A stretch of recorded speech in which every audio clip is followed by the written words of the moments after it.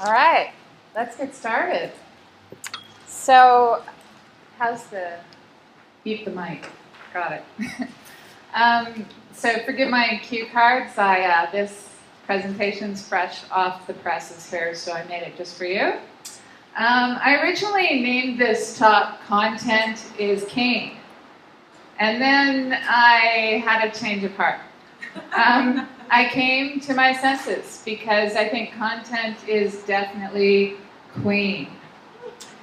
By content, I mean the conversation that's always happening between you and your stakeholders. It's an exchange of information with a specific aim in mind. So whether it's online, in print, in video, it's more journalistic than advertising. It's information and stories. You're offering something valuable. And why should we dub this ongoing conversation as a queen versus a king? First of all, we can avoid the cliche. Second, we can mix things up and put the woman on top. And third, and the most important reason, it's more accurate to say queen. The curation and creation of content fits what is traditionally thought of as a feminine leadership model. It requires empathy, teamwork, and communication skills. Content strategy focuses on outreach and community building. It's a collaborative process versus a competitive one. But make no mistake, there is great power in the content process. It gets very competitive once your stories get into the marketplace. You need resources, allies, and a cunning plan to best your competition. This is not a job for a princess. It's a job for a queen. Yeah. And here she is, introducing the content queen, ruler of the story world. She rules the story world by producing multiple stories. She builds a whole bank of them, in fact, and not just finished video, but video assets, visuals, narrative, all designed to meet her current and future storytelling needs. She is a woman with a plan. And for the content queen, part of her plan includes video. And video is our main focus for today. Video can be one of the most powerful tools a nonprofit can use. It's the jewel in your crown.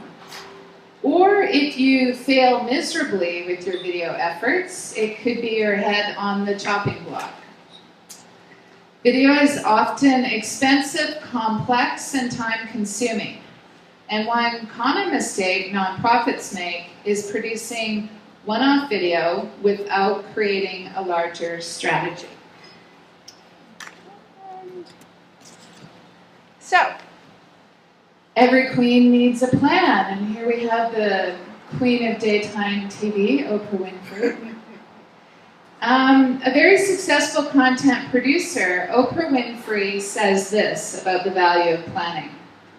I believe luck is preparation meeting opportunity. If you hadn't been prepared when the opportunity came along, you wouldn't have been lucky. So Oprah's been very lucky indeed. She's a woman with a content plan, and she needs a plan because she needs stories to feed in and out from her TV network, TV shows, magazine, website, foundation. So you may not have a network or an empire to manage like Oprah, but you can still follow her lead and have a master plan to unlock your story world. So, and before we talk about the specifics of a content plan, we're going to lay the groundwork for our approach. The Queen has 3 golden rules. These are her guiding principles of good content planning. How she conducts herself, how she approaches content, and how she rules her story world. One moment, we're just going to see if I can tighten this up a teeny bit. That's all right. Yeah, this cable is not quite holding. Let's see if this works better. We're looking for an equipment sponsor, if anyone. Actually, it's in the budget. I'm just too lazy to get it all connected. Yeah, we need a new cable, actually. This is making me grow. Everything is good. All is well. This is why you need a plan, and then you have to throw out the plan when things go wrong. But if you don't plan, then you're not even ready for this. It gets even worse. Okay. Well, I can continue in the meantime. Is this loud enough for everyone? Yeah. Okay, go louder. Got it. Okay. Rule number 1, have a vision and be able to articulate it. This is really straightforward. Where are you going and what are you trying to build in the world? The content queen does not dilly-dally around having an identity crisis.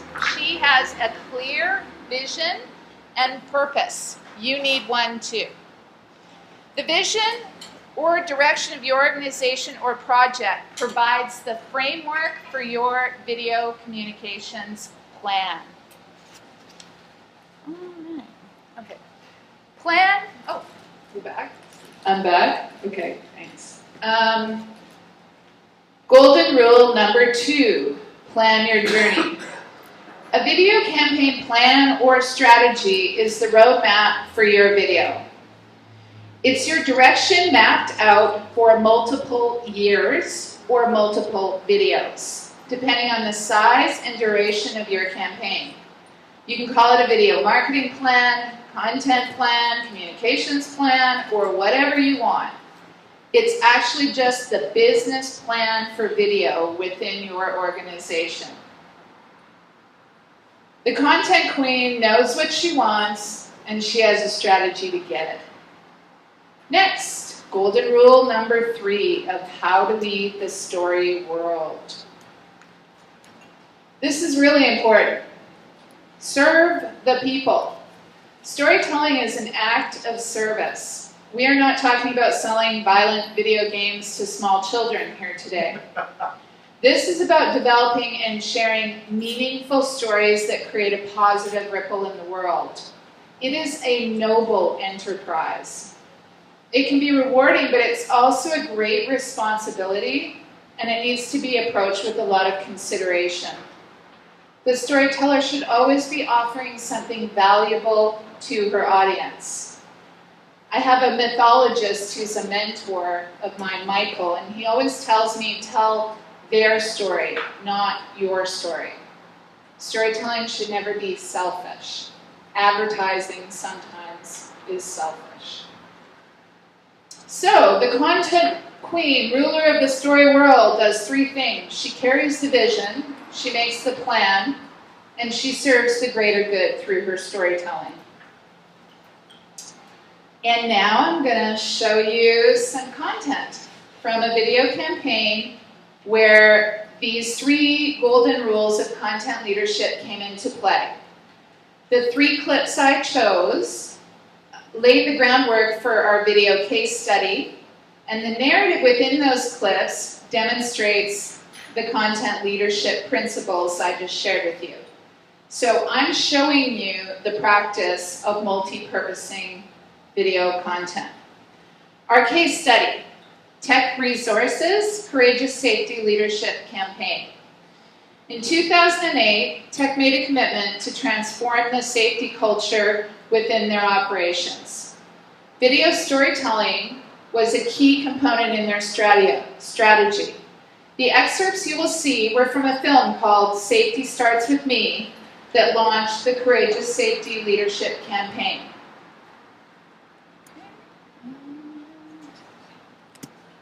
Our vision at Tech when it comes to safety is really quite simple. Everyone going home safe and healthy every day. People have to understand and believe that you can achieve zero harm. People have to believe that. We know it's possible. We know it. We have operations that go for extended periods, years. It's possible. It's doable. It will be done. Okay. Video number 2 illustrates the principle, plan your journey. Our plan for this campaign was to tell emotional stories that connected with frontline workers. Various behavior change lessons were presented by facilitators using PowerPoint and video. Workers were then offered ongoing training in this new values-based safety program. The strategy, from a storytelling standpoint, was to make the workers the heroes of our stories, tell the truth even when it was ugly, and entertain people while improving the organization's health and safety performance. There was a big launch with one-day training, then monthly lessons where video stories were rolled out as part of the regular health and safety meetings at the site level. So here's another excerpt.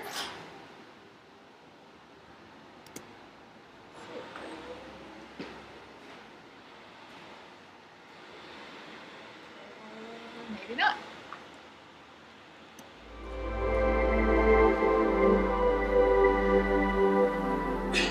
My name is Robert Shermita. I was tasked with leading a team that has put together this process that you're all going through today.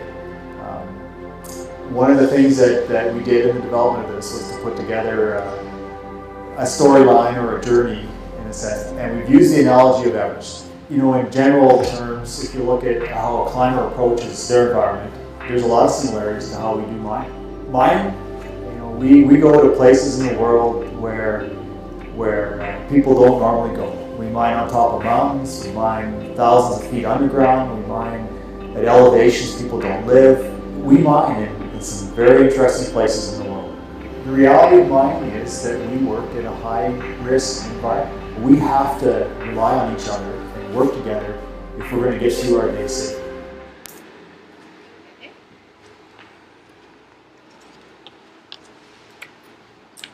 Video number 3 illustrates golden rule number 3, serve the people. This campaign was designed to empower frontline workers to champion safety regardless of their position. To succeed, the culture had to be transformed into a place that was more caring and more democratic.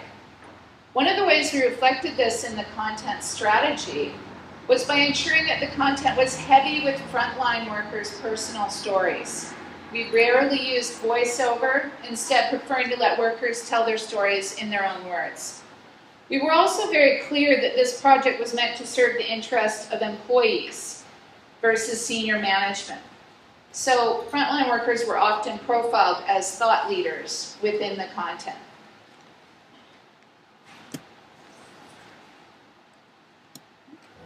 Safety, for myself personally, is very huge because I lost a dear friend here a few years past. I feel for that every day. And for the ones that, other mines that it's happened. I do have a young family, and I love going home. I love seeing them every day. I got a 19-month-old boy that runs to the door every day. Safety means the world to me. I feel very responsible for all my employees. When I go home at the end of my day, I take it personal that my employees will take charge and they will work safely. Safety isn't by accident. We practice it, we preach it, we have to live it every single day. There's no small incidents in mining. They're big, they're awful. So now I'm going to show you a full-length film. It's a longer form at 10 minutes, and it was played in the same session where workers watched the full-length Safety Starts With Me, the source of the clips you just saw. The video was played at the end of the training day and right before workers were asked to make a written commitment to work in a safer way. The film was never in the client's plans. We found out about this story while filming Safety Starts With Me, and we convinced our client to make this film.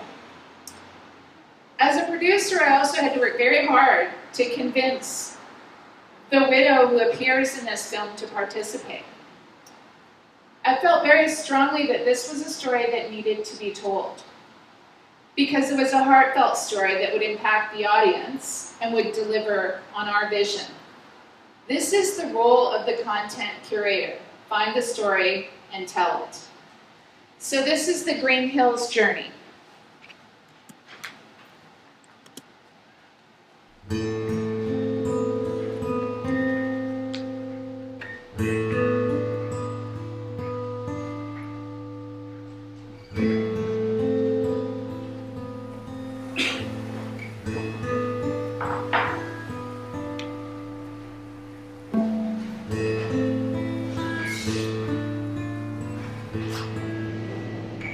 The visibility was foggy at the time, and so certain provisions were made. You can get disoriented on night shift.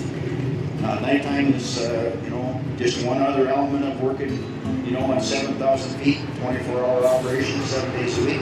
And I looked over and I saw the dozer working there 1 minute, went across the pit, sort of look at a road job, turned the pickup around, looked across the pit, and that dozer was no longer there. Terry and I had worked together since about 1984 or something like that, right up until, 3 years ago. I met Terry one day when he was always bumping into me at a grocery store or walking by my home and seeing that I was out cutting the lawn or whatever. We all have joked about it actually because it was like he was stalking me. He in fact was trying to bump into me to meet me. I have 6 children. 3 were mine from previous marriage and 3 were Terry's, and we were both widowed and got together and had put the 6 kids together. There's 4 boys and 2 girls. Terry was a character. He used to come home and always have funny little quips that he would say to us, like he'd jump through the door and say, "Honeys, I'm home," or he had nicknames for absolutely everybody. He loved music, he liked dancing, and he was really dedicated to his mine rescue. So I was here in the bays the night that Terry died. I was called, we had a dozer go over the bank. So I grabbed the ambulance and he grabbed the fire truck and out we went. And I looked over the edge. With the fog and the way that the dozer was on fire, it really didn't look like it was that far down. So I'm trying to put my harness on and got my legs in, and Bob Poole looks at me, the foreman that night, and he says, "You know who it is, don't you, Travis?" I was like, "No." He goes, "You know it's Terry." And I'd like to tell you that I just kept on going, that I just kept putting my harness on. But I think I just must have stood there and said, "But Terry's my captain." Right? Your captain's not supposed to die. I first got the call, it was 1:27 in the morning. I can close my eyes right now and see the alarm clock. Having that responsibility, when the phone rings in the middle of the night, it's rarely good news. We were driving and it was raining. It was just a horrible rainstorm going on the drive to Fernie, and we got to Terry's house, and everything started. We walked up to the door and we rang the bell, and Joanne came to the door and opened the door, and she took one look at us, and we didn't really have to say anything. She knew.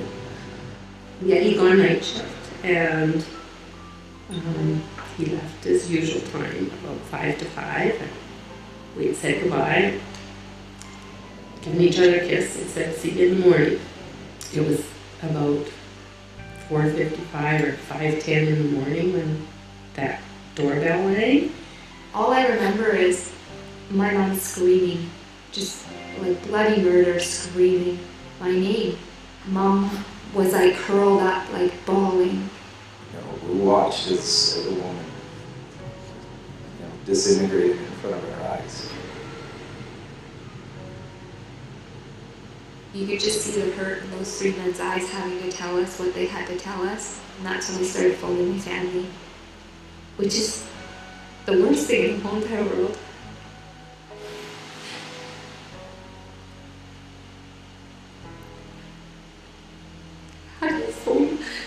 3 brothers and say that their father passed away. Terry's funeral was massive. The outpouring was huge. I don't think he really realized how it impacted all the communities. We all live in a different community here, but they work at the mine. Because I lost my best friend and a companion and the kid's father. The impact of Terry's death on me was devastating.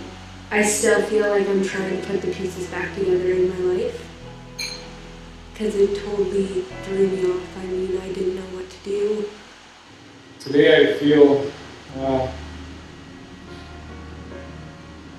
still getting over it. There's not too many days that you don't think about it. I want the memory of Terry to live on forever at the Green Hills mine site, and that's safety is what we have to do. We gotta be safe. We can't let this happen to anybody else. I mean, if he was still here, he'd still be the guy that tried. We need to do it this way, it's a safe way, and if it's not done, we'll make a change so it is done. How do you lose a mine rescue captain? How do you lose somebody that committed to, to helping people? I guess in some sense that's why, every employee here felt that connection that, geez, if it could happen to Terry, it could happen to me. Because different operations have lost people, and it's always tragic. But the way people typically deal with it, they try to get by as fast as possible. Let's grieve and let's get on with, life, right? And so they go back to doing everything the same way they always have. And then all of a sudden you face another one, right? And it's just a cycle, it keeps going over and over. So, one of the other things that was different from Terry was people didn't forget you. And they said, enough's enough. We tell our employees that they must work safety. It's a condition of employment. They live it, they breathe it, and we ask people if they thought they could go a whole year without a lost time incident. Everybody said no, they didn't think they could. We're standing here today over 3 years without a lost time incident. It's a huge achievement in the valley, in the coal mining industry within the Elk Valley. No other operation has ever succeeded at doing that yet, although many of the mines are well on their way. It is something we ventured out again 3-4 years ago at changing our safety culture. It all started with, really started with a fatality we had in October of 2005. And it was just something that our employees embraced. It was a program called Courageous Leadership. The employees just ran with it, and it's a program that all the employees are part of safety and are responsible for safety. It's just not my responsibility, it's not our management's responsibility, it's everyone's responsibility. In this mining environment, we need to not rest on our laurels for 3 years now here at Tech Green Hills. And we need to, forever be diligent and go forward with the attitude that this is not enough. That we need to continue to get better, working on a mountaintop. We can't accept the fact that people will get hurt. We've got to build into our, our way of thinking and our habits that people don't get hurt when they work. It's not acceptable. Well, I hope everybody stays safe. I hope everybody makes it home to their families. For the young employees coming on, listen to your senior operators. Listen to the guys that are there. Guys who've seen incidents. Guys who've carried their friends out of pieces of equipment. They're not telling you to be safe just for the sake of telling you. They're telling you to be safe so you can make it home. Because they don't want to knock on your door.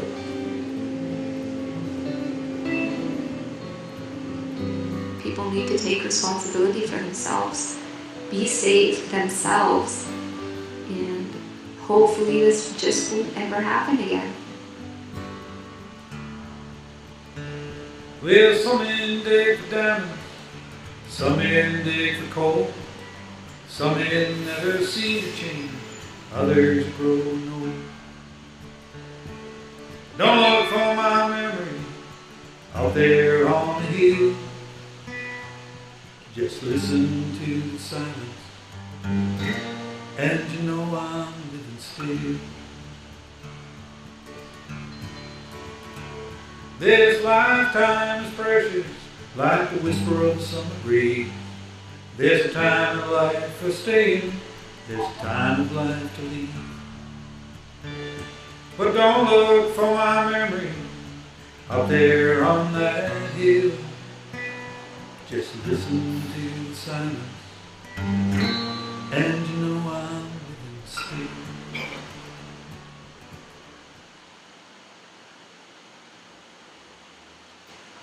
So the impact of this story, it set the tone for the campaign to follow. It established clearly for the workforce that their employer was willing to tell honest stories. It created a demand for more content. Continued interest in these kind of films helped tech deliver on their vision. We've produced over 30 short films from 90 seconds to 10 minutes long over the last 5 years. And this kind of production requires a lot of planning. So let's move into the content planning process. With the Queen's 5 keys to the kingdom. Okay, what are the 5 things a good plan will do for you? It will count your gold. Audit your communications assets. 2, it will keep your treasures safe. Organize, store, and manage your assets. 3, match the jewels to the occasion. Repurpose and customize your content. 4, share the wealth. Distribute your assets. And 5, measure your value, the numbers game. Understand the cost and return on your video investment. Track your impact with your audience. We only have an hour, so we're covering 1 to 3 today. 4 and 5 are huge areas, and we're going to do an entire session on those at a future Net Tuesday talk. So, okay. Count your gold. And here's the Queen with some gold. This is the communications audit. This is really critical. You inventory what you have that can support your campaign. So the first step is actually looking at who you are and what you already have that you can bring to bear on the video landscape. This can include still photos, old video footage, articles, presentations. Basically, what's your content? What do you have? And especially if you don't have a lot of money, this becomes really important. You can use your creativity, gather in all of your assets. You also want to assess your strengths, weakness, opportunities, threats. This is business planning. You want to do that from a communications perspective as well, because those are things that video can help you manage some of those risks and play to your strengths as an organization. And when I say that, I also mean this SWOT analysis in terms of the campaign you're planning or your communications itself.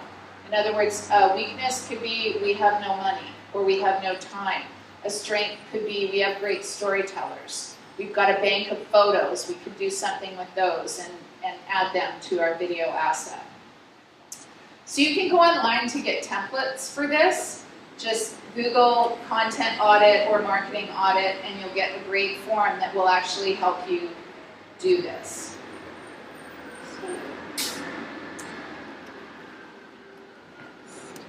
Next, keep your treasures safe.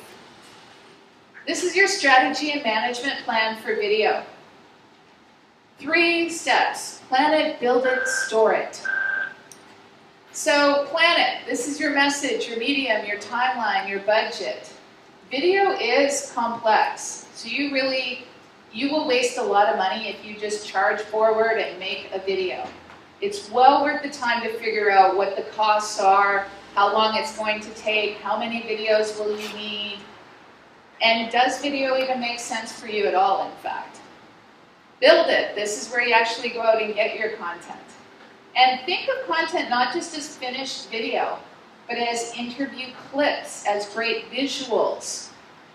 One of the things I always do is I transcribe every interview. I have a written transcript. I actually am old school, so I actually have a transcriber, but there's technology that you can use to do this. So again, that's something you can Google and get an app that will, listen to your video and transcribe. That serves you well because you get more out of your video production crew, for example. Because you all have print assets. Guaranteed, you've got a newsletter, you've got a website, you have an annual report you need to do. If there's a great quote that I get when I'm in the field and it's on video, why wouldn't I have access to that so I can just simply pull it out and put it forward into my print assets? So this is something you can request, especially if you're doing interview-driven documentary style, which often nonprofits often are, just in terms of gathering those stories. So that's a really good tip that you can use. And again, I recognize that video is very expensive, so think of your visuals as a visual bank. And I'm going to demonstrate that by showing you some other content later where you'll see some visuals that I've used elsewhere and I'm using them again. So when you're filming, you want to not just be thinking about the video that you're filming today. But if that's a great shot that you can use later for your Christmas campaign or next year, think beyond just what is right in front of you in terms of the video. So, for example, for this client, if I'm out in the field, I know that they have other concerns that they're managing. So even though I'm on a safety shoot, guess what? If there's a great shot of, deer in the field, I get it. Because I know that that's going to be useful to me later. However, it's only as useful as being able to find it and knowing that it's there. And this is where storage and organization comes in. This is known as digital asset management. And it's really critical. So I use some services that are a bit more expensive. So there's things called Third Light. Barber Stock in town has their own digital asset management platform. But you can do simple things. You don't actually need to spend a bunch of money on this. This is just about being organized. So have a job number. Note, keep a shot log. So if you're producing it yourself, just make sure an Excel spreadsheet will do this for you. What do I know is in that content that might become useful for me later? So this also looks like not throwing away. A lot of production companies they'll make the video and then all the assets that went into it, they don't care about those because they delivered on your finished video. You don't want this. You want all the assets, assuming they were good and useful, because things that end up on the cutting room floor for one project can be marvelous for another project. So again, this is about, if you have a plan, you're thinking of these things. You're thinking 3 videos ahead, you're thinking next year, you're managing to, problems that you might have, and oh, there's a shot that demonstrates the solution, or there's a shot that demonstrates what we're doing in that area. Storage, organize, backup, and access. Another little tool, if anyone out here is still using Final Cut, a lot of people have moved on to Premiere, but this is editing software, but there's something called Final Print. I think it cost me $100. It's amazing. Because basically I get a snapshot of all of the visuals. So it's like, what do we used to call that in the world of photos? Anybody? Pardon me? Contact sheet. A contact sheet, thank you. So it's like a contact sheet, and then I can actually just look, scan through online, or print it out in a binder and be like, oh, if I shot hours of content, trying to find where that visual is can be a nightmare. So something like that can help you. Again, that's a cheaper way than having a digital asset platform. Other things are having a Dropbox and you send it. Those are simple technology for sending assets around. But again, just number your jobs, keep a spreadsheet, Make sure you have all your videos in one place. Make sure you know what your photos are and have a system. So this is a video library. So that's really, that's actually really important, and it'll save you a lot of money in the long run. What do we have now? Match your jewels to the occasion. So this is about repurposing and customizing your content. You want to extend the life of your content. And again, this goes to cost, and this also goes to creating more opportunities with your content. So, 2 questions you can ask yourself. What new audiences and occasions would benefit from this story? And what changes do I make to fit the story to the occasion and to the audience? I'm gonna show you a video next that demonstrates this principle. So I do this all the time, and as a producer, I make a lot more money because of thinking this way. So that's one benefit, but for my clients, the benefit is I take one video and I solve 3 problems for them, or I create opportunities. Simple things like you take the video, the middle part is the same, and then you change the intro and you change the closing and you slap another logo on it, and you've got a video that serves a different purpose entirely. So it's great for donor recognition, for example, or donor solicitation. So this is about personalizing your content where you're able to. I'll give you an example. Recently, mining industry does something called Mining for Miracles. They have a nice little event. They all throw pie at each other and they raise $1 million. So I make a highlight reel for the whole event. But these people, I mean, some of them are giving, $200,000. So I simply make 8 other videos using the same middle content, and it just contains their personal pie toss, and I put their logo on the back end, and it becomes a donor recognition tool for the event organizers. Thank you very much, Silver Wheaton. Here's your personalized video. So this is a really great thing for you to do in terms of, and you can think even beyond that as well, just beyond what's obvious. There might be other community partners who are issues-based and who are working towards the same kind of effort you are, and you can share your content. If your content's good enough, other people will be interested in it as well. Hundreds of different contractors have watched our tech videos on safety because they share the same issue. They have workers, they have a high-risk environment. Tech gives them their videos. It's good for tech, it's good for others in the industry, and in the end, it's good for workers, which is the whole point. So I'm going to show you an example. So this is called Bob's Story, and it's another part of the worker health and safety campaign that we did. And the customization on this was, one, we're streaming into a new area, which is a little bit more focused on the worker health. And though it was produced for the safety campaign, you'll see why, we lent it out to the Alberta Cancer Foundation and also to the Hinton Hospital for their fundraising efforts. And again, that's something the content curator can do. So if you know you've got something, this is great community building to say to somebody else, hey, I'd like to give this to you so that you can benefit from it as well. So this is that be of service concept as well. In 2010, life was good for heavy-duty mechanic Bob Bainbridge and his wife, Terry. Then everything changed. Bob was diagnosed with testicular cancer. And I went to see the doctor and said, Doc, something's not right with the boys here. There's something not quite right. Can you check it out? He says, yeah, I'll book you in next Monday to see a specialist in Jasper. Boom. He nailed me. Yeah, what's up? You got cancer. When you hear the words, it devastates you. You got to find a way in here to pick yourself up.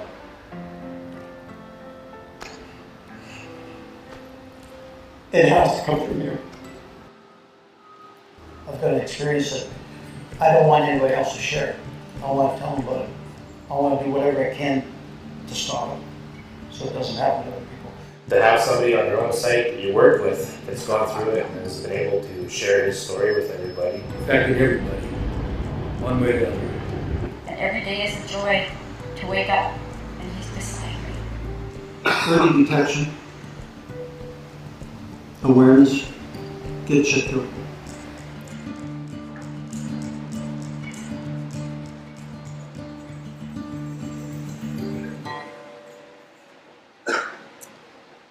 Okay, so before we close out here with the campaign highlight reel, I want to recap how to rule the story world. Make a plan. I'll say it again. It's so worth your while. And then remember the golden rules. Set a direction. Have a clear vision, not just for your one video, but for why you're doing the video, why you're here, why should I care about your content. Know what it is that you're offering and that you're trying to do in the world, and all your videos should fall under that direction. All of them should be delivering on your mission. 2, plan your journey. You have to know how you're going to get there. First, and this is again, not the one-off video model, but the how does this work when I look at the entire landscape. And 3, serve the people. Nobody cares about your content unless it's doing something for them. So you should really be asking yourself, this is another mistake I see nonprofits make. They're so anxious to tell their story that it becomes like just a whole bunch of information versus actually thinking, what's valuable to people? What do people need to hear? What is going to move and inspire and touch people? What will make my donors feel appreciated? So make sure that you're always being of service. And when you do that, then you're rewarded for that because people will recognize that and they'll say, oh, look, you thought of me, the audience, the viewer with your content. You weren't just, selling your thing, but actually considering that 4 minutes or 10 minutes or 90 seconds of someone's time is really valuable. So make sure that you're actually giving them something good. So we're going to close out with a campaign reel next. And you're going to see some snippets of content you've already seen. And I did that intentionally because I really want you to understand how these stories build one upon another upon another. And that's so that over time, your whole story bank is convincing me or persuading me of whatever it is you want me to believe, which is I'm a great charity or the issue I'm working on is important. In this case, all of the videos over time were designed to actually impact the workplace. And that's exactly what they did. Tech had their best safety year on record in 100 years last year. And when I go to these sites, workers all the time talk about the stories. So we actually made a difference in the stats. So less people are dying, less people are being hurt. I mean, this is a really serious mission. But even when you're doing something really serious, you should be able to entertain people because that's actually how you'll be successful. So we'll go to the reel.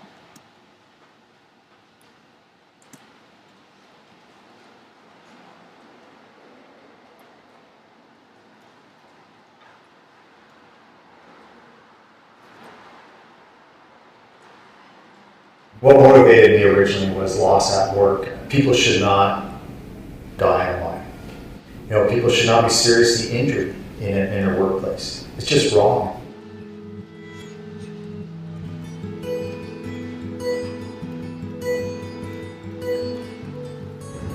The visibility was foggy at the time. We walked up to the door and we rang a bell. 4:55 or 5:10 in the morning when that doorbell rang. We watched as a woman, disintegrated in front of our eyes.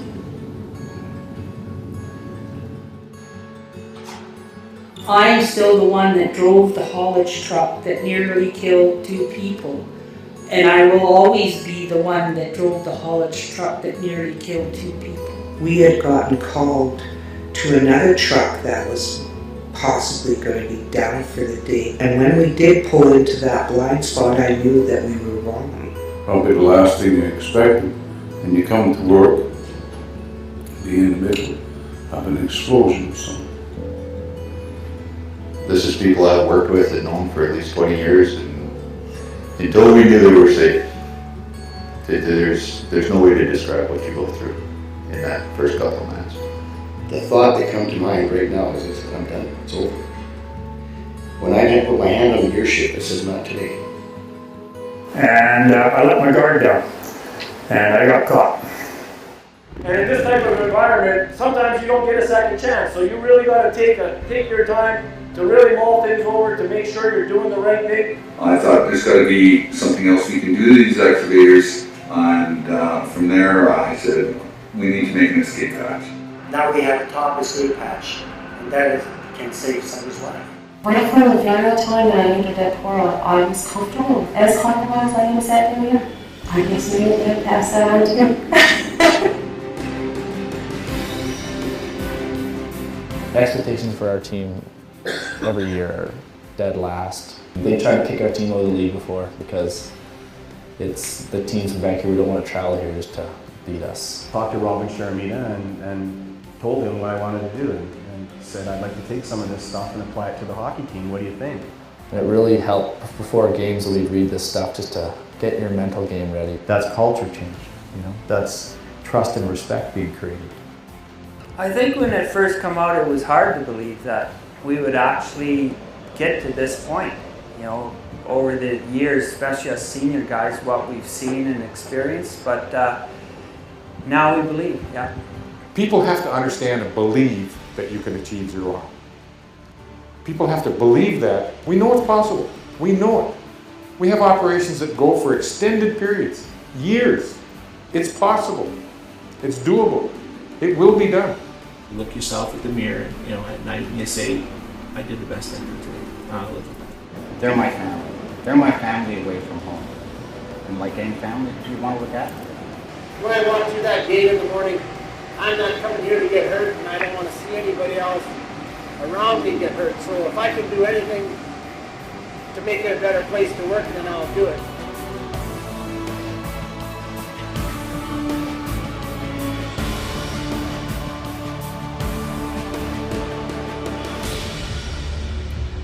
Yeah. So thank you so much for listening and coming. I hope I gave you something useful today. And now I'm going to leave my contact information here. Yeah, if you have any other questions or want to reach out, please feel free to contact me. And thanks again. Thank you, ladies and gentlemen.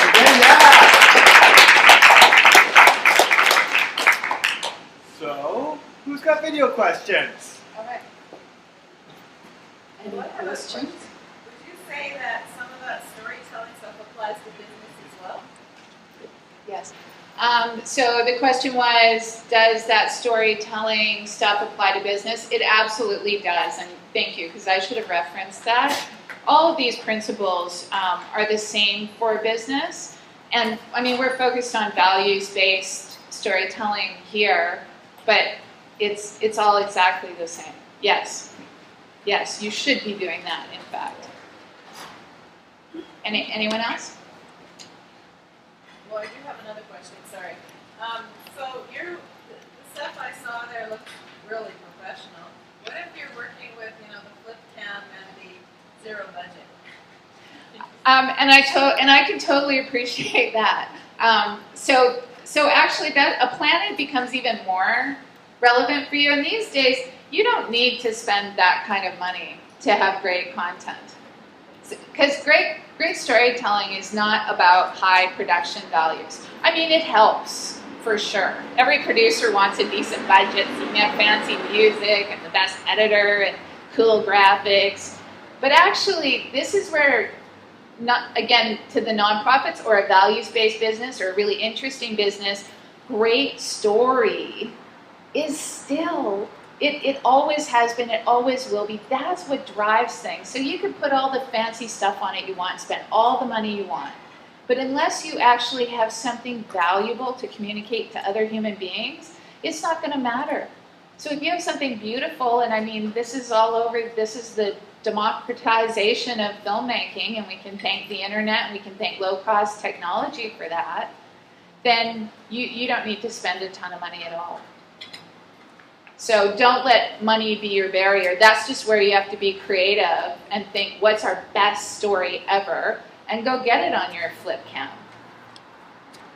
And also be creative here too. Sometimes there's partnerships that you can figure out, community partnerships. Put an ad on Craigslist. Maybe there's a young up-and-coming filmmaker who wants to build their portfolio. Oh, yes, hello, the Hive. Did you all hear about that? Was it Story Hive? There's one in the back there. So be part of a program. If you've got great content, there's people out there who need content. And that's really an important point about content. We're going to get into that when we do the distribution integration talk later. But the fact is, content is becoming more and more important because somebody has to feed all these mobile devices, all these platforms. So if you've got great story, or you've got great content, you know, just because you're a poor nonprofit or a small business, you don't have to like, you know, shuffle around like, oh, I got nothing. If you have story, you have something, and there might be someone out there who wants what you've got. So also be creative in terms of what the funding model might be. Great question. So go ahead. So yeah, I just had a question about, we have a bunch of content across many platforms, as I'm sure a lot of people do. Stuff that people have given to us, some of it quasi-professionally done, some Vimeo, some YouTube. Like, is there a software that we can sort of splice all of these various mediums together easily that's not... Oh, wow. I know, this is a big question. And I'm not an editor, so I would, if my editor was here, I'd be like, hello, please help with this. That's why this is where it can get complicated in terms of what is the format and how does that fit together and do you have the source file? And sometimes things don't always have to look pretty, so I've certainly worked where it's like, oh, it's a different size and a different frame rate, and there's things that you can do in post-production to deal with that. But is there a magic software that makes it all fit together? There might be, but I'm not aware of it. But again, there are simple things, and you can find out anything by Googling. So a lot of times you can just change if it's a WMV and you need to transition into an MOV, or it's a WAV file and you need an MP3 file. I mean, there's actually a lot you can do, so absolutely don't despair. But, you know, this is where if you're low on budget, you know, some technical film school kid who wants to get some experience might be able to help you out with a project like that. Or the magic of interns. Love interns. Love interns. So, you know, there may be an opportunity there, but it's great that you're thinking like that. That's what I meant by audit your assets and don't assume that they're junk. And you can do a lot with photos too. You know, so add a little movement, throw all your photos together. You know, cost should not be a factor. And if this stuff is really great, like if they're just really, here's the other rule. If you have a whole bunch of stuff, don't keep it all if it's garbage. I mean, put it through your filter of, can it solve a problem? Can it create an opportunity? What are all the occasions I have coming up in the next few years that this kind of asset might be useful for? But if you have way too much stuff, then you're like a communications clutter person, like hoarder. What is that show? Hoarders? You're like a communications hoarder. So go through all that and find the stuff that's really good. So then when you go to someone with that question, you're only focusing on a few pieces of content versus a whole pile of stuff. You're welcome. Do you have any suggestions on how we can use like a real-time update? Like you can use Vine, or you can use Instagram to film video and then update. So I just wonder like if you have any suggestions on like how we can strategize that kind of like a real-time update. Like right. So I see what you're saying. Yeah, right. Yeah. So those were pre-produced. Yeah. So you're talking about live content, feeding that. That's why we're going to have a whole special hour on that too, because it is such a huge conversation, multiple platforms. So, but what you're talking about again speaks to that, the need for content. So if you're talking about Instagram, how do we use real-time updates?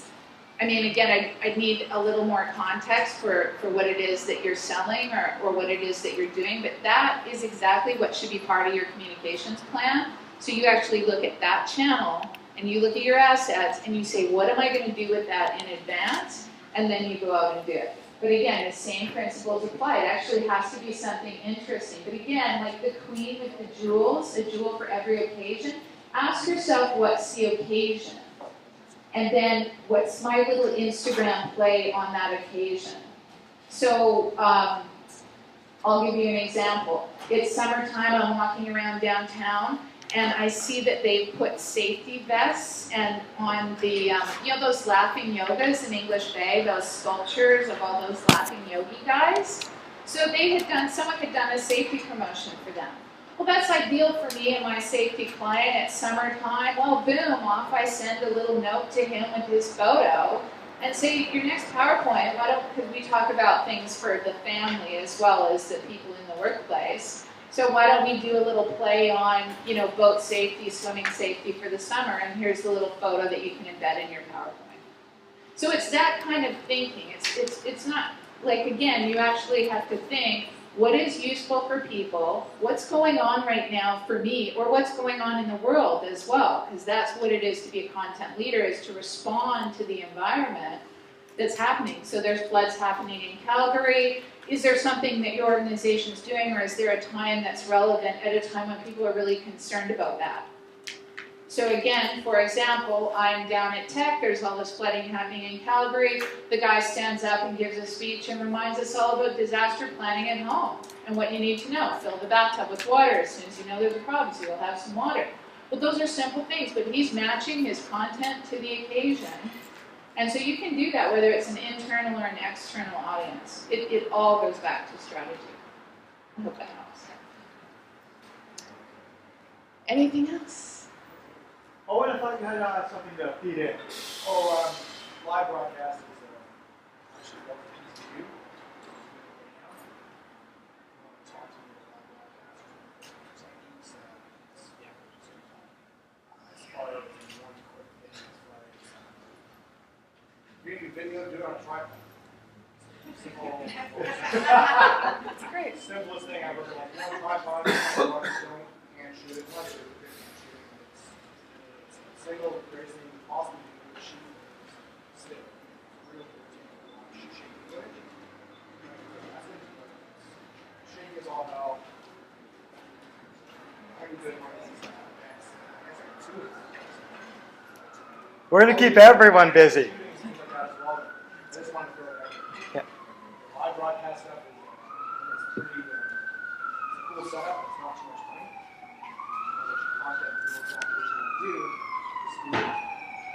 So that's probably a great segue actually for me to have Tiva come and join us and talk about the future, because we're going to put Allanah to work again next month. So why don't you guys come up and no, I'll bring that in a little bit later. But we'll talk a little bit about what we're going to do next. We can make this up, right, Tiva? Yes. Art and science of storytelling. Yes, that sounds about right. I'll talk about art. Okay. Okay, so we made a plan before we did a thing, right? We made a plan, and now we're going to have a little production here. So Tiva and I got together at Starbucks and talked about all kinds of things, actually, but not that much about what we were going to do next. So that's our next meeting. So one of the things we thought we would do is maybe the art and science of storytelling. Because we thought after this presentation you might be saying to yourselves, well, that's all fantastic as far as how I make my video and how I get it out there, but what if I'm still trying to figure out what my story should be? So we thought we would kind of spend some time trying to give you some inspiration. If you haven't already come up with a specific story that would help to promote your organization in the right way to the right audiences, then we'll try to give you some food that will get you brainstorming about that. And you can do things on the fly. I mean, I talked about planning a lot, but really, sometimes you just got to go with the flow. One of the tactics, for example, that we'll probably talk about is called the hero's journey. So there are specific ways that you can build a story, and these are tactics that people like George Lucas use. If it's good enough for George, it's good enough for you. So we're going to actually share some of those specific things, like here's the elements of a good story. Here's how you can build a story arc And also a little bit about the art too, because it really is an art. You know, what are the visuals and the role of music, and how do you get the right shots, and what should it feel like? So we'll try and make it fun, but we'll also try and, you know, have some very specific things that the science folks can look at and say, here's a formula, and I can apply this to my story.